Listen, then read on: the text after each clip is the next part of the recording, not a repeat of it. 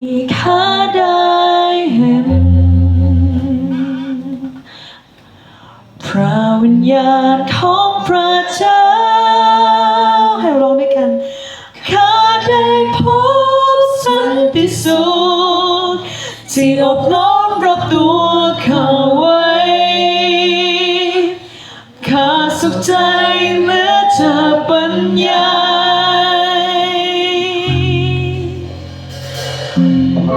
มีแต่ใจข้าได้เอง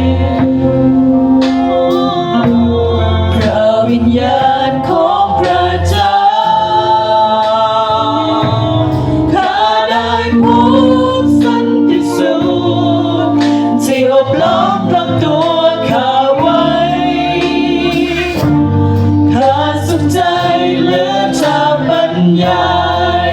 ไม่ว่าอยู่แห่งหนไหนข้าจะนมัสการและไม่ว่าเป็นเช่นใดข้าจะนมัสการไม่ว่าอยู่แห่งหนไหนข้าจะนมัสการและไม่ว่าเป็นเช่นใดข้าจะนมัสการข้าได้เห็นแสงสว่าง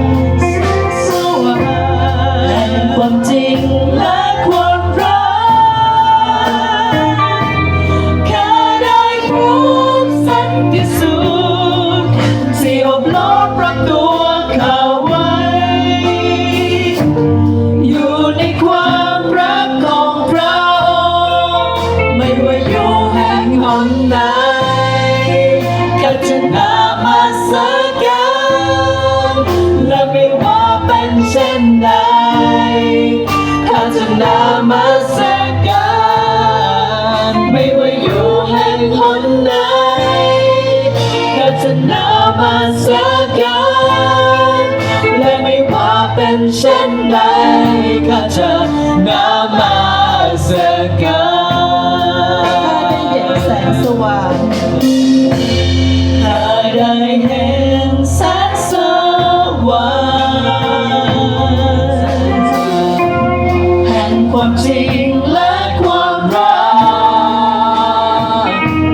ข้าได้พบสันติสุขที่อบล้อมรอบตัวข้าไว้อยู่ในความรักของพระองค์ไม่ว่าอยู่แห่งหนไหนข้าจะนมัสการและไม่ว่าเป็นเช่นใดข้าจะนมัสการไม่ว่าอยู่แห่งหนไหนข้าจะนมัสการและไม่ว่าเป็นเช่นใดข้าจะนมัสกา